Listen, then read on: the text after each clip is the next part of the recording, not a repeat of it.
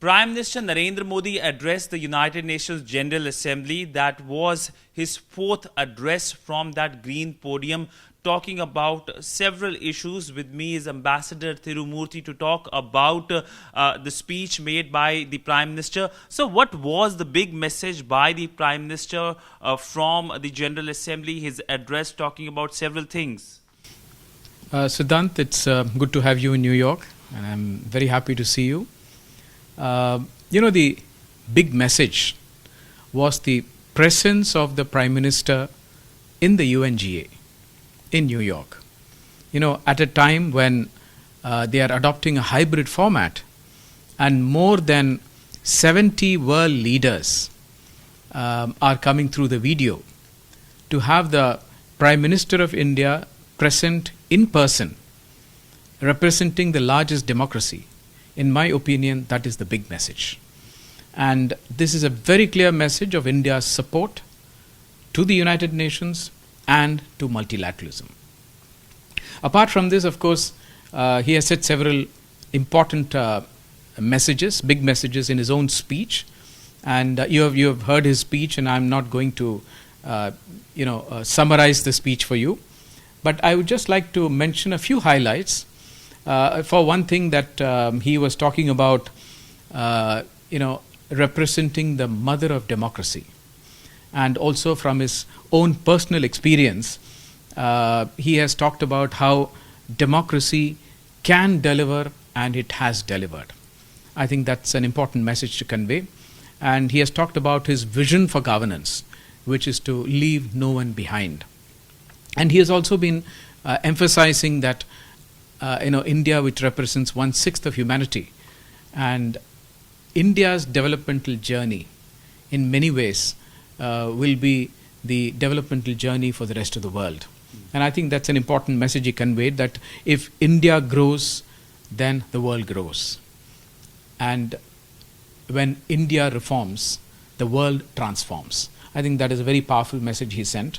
And he's also talked about India being there for the global good, both as a provider and as a contributor for global good. And in this context, he also mentioned about the fact that India will be resuming vaccine supplies to the rest of the world. And this is something which has been welcomed very widely. Even some of the leaders mentioned it in their statement. They thanked India for standing by them with our vaccine contribution. And there were also several other things which he underlined. First is the transforming role of technology, particularly in the context of citizen-friendly technology, and also the fact that he underlined technology with democratic values. I think that's something very important for us to keep in mind. And also the diversification, the resilience of the supply chains. And that's one very important aspect, and the production centers as well.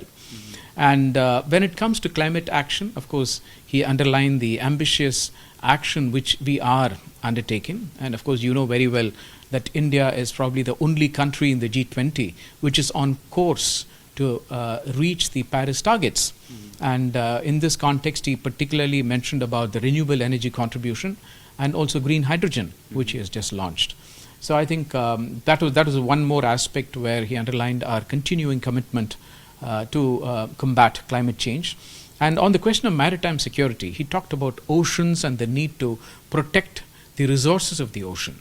And I think why it's important is that we've just had on the 9th of August, during our presidency of the Security Council, an event on maritime security. It was a high-level event which was chaired by the Prime Minister himself. And we had a presidential statement which was issued, which was probably the first presidential statement on the holistic concept of maritime security. So in many ways, it is extremely significant. And therefore, he underlined that, and that it's an important concept. It needs to be taken forward. And he was also very clear about and cautioned against regressive thinking and on extremism. And he was also very categorical about terrorism should not become a political tool in the hands of people, because it will come to bite them. And that's a very important thing which he underlined. Terrorism has been a very important aspect which we have consistently underlined both in the Security Council and outside. And India, in fact, took an active part in the what is called the Global Counter-Terrorism Strategy.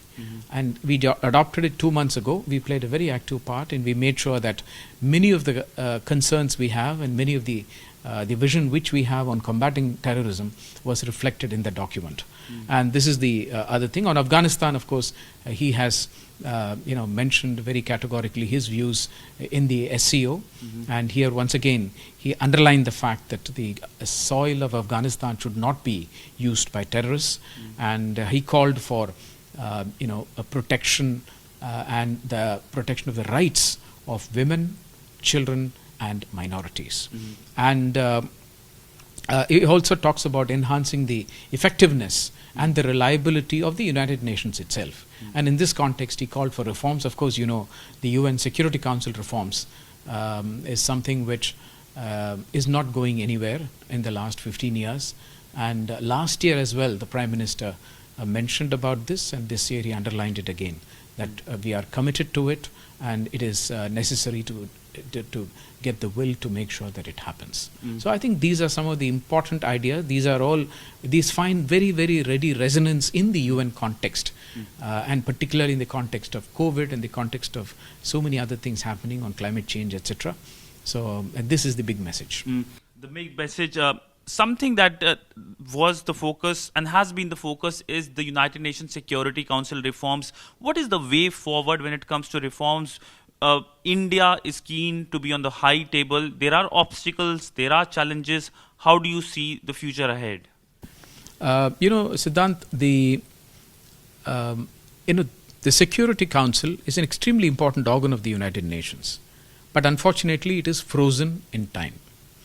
And over the last 75 years, there has been no change. The world has changed, but the Security Council hasn't. And therefore, it has not been representative of the changes taking place. And when you are not representative of the changes, you become less credible.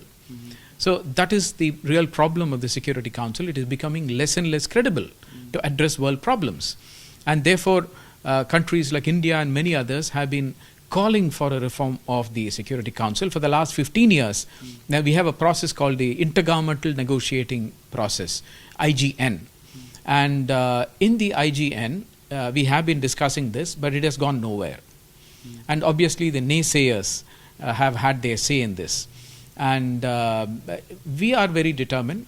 The chorus, which is really growing for Security Council reform. And we saw it this time as well. So, and there is a great deal of determination that this IGN process should be focused, and it should be focused and lead to what is called a text-based negotiation. And we are hoping that in the 76th session, we will get enough steam to make sure that we gives a direction to this reform, and we will take it forward. That's the type of determination which many of us have, and we hope to get others converted to our cause. So now coming to the peacekeeping missions, India has been playing an important role. In the month of August, we even chaired an important meeting on peacekeeping, and we have come out with an application as well, an app as well. When it comes to peacekeeping, how do we see peacekeeping playing its role globally, and how do we plan to strengthen it given that India is a major stakeholder? No, actually what you're saying is extremely important, Siddhant. India has played a huge role in peacekeeping. As you know, we are the largest contributor. We have contributed more than 250,000 troops for peacekeeping. We have been pioneers in many ways. The first ever women peacekeeping contingent was from India, and our women peacekeepers went to Liberia at that time. And also we have had 174 martyrs.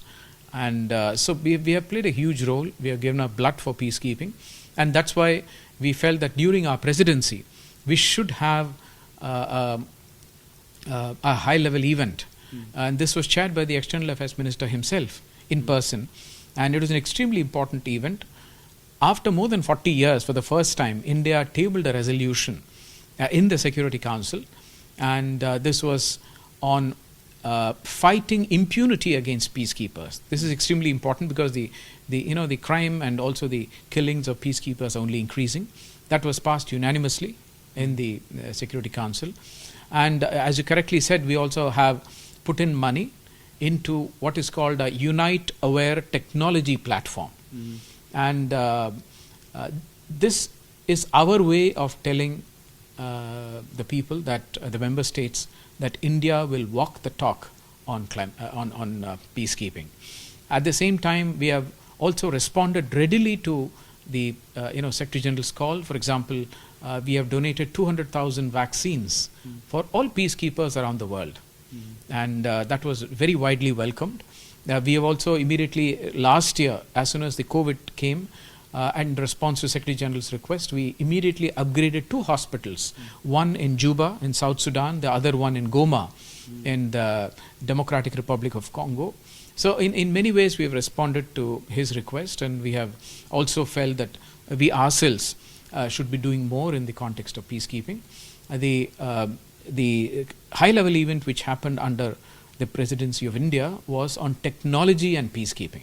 Because now technology has really exponentially increased. In some ways, the peacekeepers are far less equipped technologically than the people who are coming to harm them. And so therefore I think it was very well received. We had a presidential statement issued.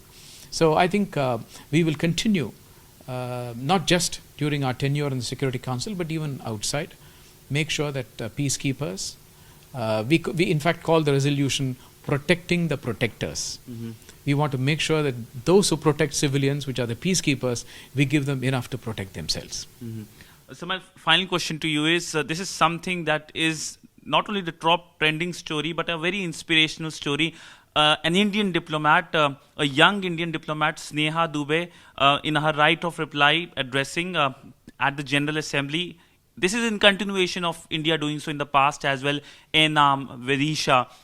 What was the intent or the thought process behind it, and how do you see young people in diplomacy, young women in diplomacy? Siddhant, actually we have a tradition of asking young officers to give a right of reply, or what you call as exercising a right of reply. And this is partly because we would like these young officers to go onto the big stage, deliver a powerful message and gain confidence.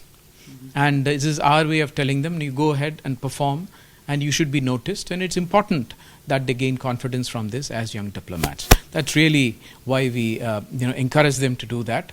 But at the same time, it also has another message, which is that especially when leaders misuse multilateral platform and they talk a very false and even abusive narrative against India, then having a young diplomat going and calling them out is also, in my opinion, a very symbolic message to send. So this is how we look at it. Well, thank you so much, sir, for speaking to WION. There you have it, the comments by the Indian envoy to the United Nations on several issues. But of course, the big message, what the Indian Prime Minister delivered from that very, very famous green podium at the United Nations General Assembly.